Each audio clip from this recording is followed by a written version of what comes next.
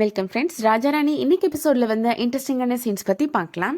சந்தியா கொடுத்த காஃபி குடிச்சிட்டு சிவகாமி கீழே துப்புறாங்க.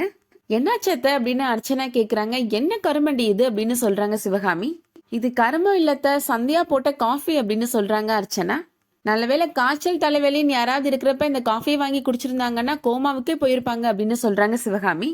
சாரி அத்தை, நான் நல்லா தான் போட்டேன், என்ன தப்பு நடந்துச்சுன்னு தெரியல, நான் வேணா இன்னொரு தடவை போட்டு கொடுக்குறேன் அப்படின்னு சொல்றாங்க சந்தியா. அதெல்லாம் தேவையில்லை, நானே போட்டு குடிச்சுக்கிறேன் அப்படின்னு சிவகாமி சொல்லிட்டு போறாங்க. அடுத்ததா சரவணன் கடைக்கு கவிதா வராங்க. அவங்க யாரு அப்படின்னா சரவணனுக்கு ஃபர்ஸ்ட் பார்த்த பொண்ணு. சரவணன் வேணான்னு சொல்லிட்டு கல்யாண மண்டபத்துல இருந்து ஓடி போயிருப்பாங்க. சரவணனை சொடக்கு போட்டு கூப்பிடுறாங்க கவிதா. நீ இன்னும் இந்த கடையில தான் இருக்கிறியா? அரைச்சமாவே அரைச்சிட்டு இன்னும் எத்தனை நாளைக்கு தான் இங்கேயே இருப்ப? கொஞ்சம் கூட முன்னேறவே இல்லையா உன்னோட வாழ்க்கையில அப்படின்னு கேக்குறாங்க கவிதா.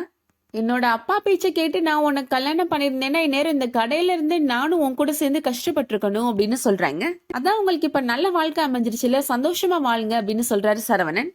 என்னோட ஹஸ்பண்ட் வெளிநாட்டுல பிசினஸ் பண்றாரு, நான் ரொம்ப சந்தோஷமா தான் இருக்கிறேன் அப்படின்னு கவிதா சொல்றாங்க. நான் பேசினதெல்லாம் மனசுல வச்சுக்காத, நீ இன்னும் கல்யாணம் பண்ணிக்காம தான் இருக்கிறியா? உனக்குன்னு ஏதாவது ஒரு பொண்ணு இந்த கிராமத்துல தேன்மொழி கனிமொழின்னு இருக்கும், அவளை தேடி கண்டுபிடிச்சு கல்யாணம் பண்ணிக்கோ அப்படின்னு சொல்றாங்க கவிதா. இவ்வளவு நேரம் பேசினதுக்கு உனக்கு ஒரு வியாபாரம் கொடுக்கணும்ல, சரி நீ செஞ்சதுலயே நல்ல ஸ்வீட்டா தேடி கண்டுபிடிச்சு 1 கிலோ கொடு அப்படின்னு கேக்குறாங்க. சரவணனுமே இப்போ ஸ்வீட் கொடுக்குறாரு. கவிதா இப்போ அங்க இருந்து போயிடுறாங்க. சிவகாமி இப்போ துணி காய் போட்டுட்டு இருக்கிறாங்க. அர்ச்சனா இப்போ அவங்க வராங்க. என்னத்த என்கிட்ட சொல்லியிருந்தா நான் பண்ணிருக்க மாட்டேனா அப்படின்னு கேக்குறாங்க. பாவத்த, நீங்க இனிமே நீங்க தான் இந்த வீட்டுல தனியா இந்த வேலையெல்லாம் செஞ்சு கஷ்டப்படணும் அப்படின்னு சொல்றாங்க அர்ச்சனா. எல்லாரும் வேலைக்கு போறதுக்கு முன்னாடி அவங்கவுங்க வேலையை செஞ்சுட்டு போக சொல்லுங்கத்த அப்படின்னு சொல்றாங்க. எல்லாரும் கிளம்பி போயிடுவாங்க, எல்லார் வேலையும் என் தலையில கட்டிடாதீங்க அப்படின்னு மனசுல நினைக்கிறாங்க அர்ச்சனா. சிவகாமி அர்ச்சனாட்ட சொல்றாங்க, முன்னாடி இந்த வீடு எப்படி இருந்துச்சோ அதே மாதிரி தான் இருக்கும், எல்லார் வேலையும் எல்லாரும் பகிர்ந்து தான் பண்ணணும் அப்படின்னு சொல்லிட்டு போறாங்க. இந்த அத்தை இப்படிதான், எப்ப என்ன பேசுவாங்கன்னே புரிஞ்சுக்க முடியாது, கடைசி எல்லா வேலையும் நான் தான் பண்ணணும் போல அப்படின்னு அர்ச்சனா நினைக்கிறாங்க. அடுத்ததா மயில் சந்தியாவோட யூனிஃபார்மா அயன் பண்ணிட்டு இருக்கிறாங்க. சிவகாமி மனசுல நினைக்கிறாங்க, சந்தியா போலீஸ் வேலைக்கு போறதே எனக்கு பிடிக்கல, இதுல நீ அயன் வேற பண்றியா அப்படின்னு நினைக்கிறாங்க. சிவகாமி அங்க இருந்து போயிடுறாங்க. ஆதி இப்போ அங்க வராரு. மயில்கிட்ட சொல்றாரு, அதை கூட நான் அயன் பண்றேன் அப்படின்னு கேட்டு வாங்குறாரு. ஜெஸ்ஸி இப்போ அங்க வராங்க. என்ன நீ அயன் பண்ணிட்டு இருக்கிற அப்படின்னு கேக்குறாங்க. அண்ணி இன்னைக்கு ஃபர்ஸ்ட் டைமா வேலைக்கு போறாங்க, கத்தி மாதிரி அயன் பண்ணி போட்டு போக வேணாமா அப்படின்னு சொல்றாரு ஆதி. அடுத்ததான் ஆதி சந்தியாவோட ஷூவை துடைக்கிறாரு. ஜெஸ்ஸி சொல்றாங்க, நீ இந்த மாதிரி பண்ற ஆள் இல்லையே, இந்த மாதிரிலாம் பண்ணா நீ நல்லவன் சந்தியா நம்பிடுவாளா அப்படின்னு கேக்குறாங்க. சந்தியா இப்ப அங்க வராங்க. இதெல்லாம் நீ எதுக்கு பண்ணிட்டு இருக்கிற ஆதி அப்படின்னு கேக்குறாங்க. நீ மட்டும் இல்ல, இந்த வீட்டுல யாருமே இந்த வேலையெல்லாம் பண்ணக்கூடாது அப்படின்னு சொல்றாங்க சந்தியா. என்ன நீங்க வீட்டுக்கு எவ்வளவு பெருமை சேர்த்து வச்சிருக்கீங்க, அதுக்கு முன்னாடி இதெல்லாம் ரொம்ப சாதாரண அண்ணி அப்படின்னு சொல்றாரு ஆதி.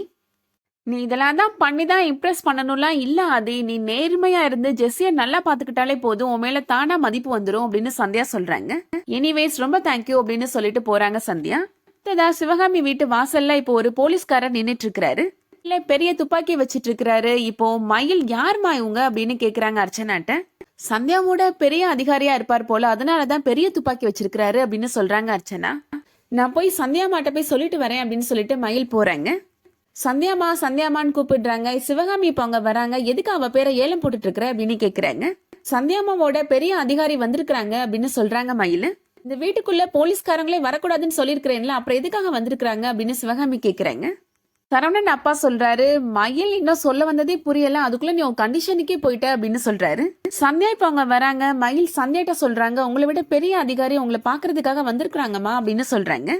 சந்தியாமே போய் பாக்குறதுக்காக போறாங்க. இவர் என்னை விட பெரிய அதிகாரின்னு உன்ட்ட யார் சொன்னது அப்படின்னு கேக்குறாங்க.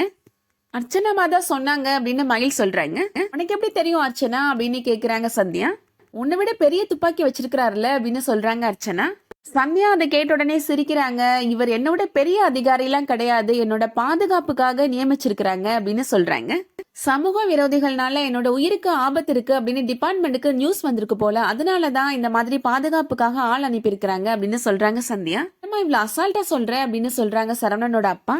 இவ்வளவும் பாத்துட்டோம் மாமா, இதையும் பாத்துக்கலாம் மாமா அப்படின்னு சொல்றாங்க சந்தியா. சந்தியா இப்போ போலீஸ் யூனிஃபார்ம் போடுறாங்க. உண்மையிலேயே ரொம்ப நல்லா இருக்குங்க அப்படின்னு சரவணன் சொல்றாரு. எனக்கே ஒரு மாதிரி ஃபீலா எமோஷனலா தாங்க இருக்கு அப்படின்னு சொல்றாங்க சந்தியா.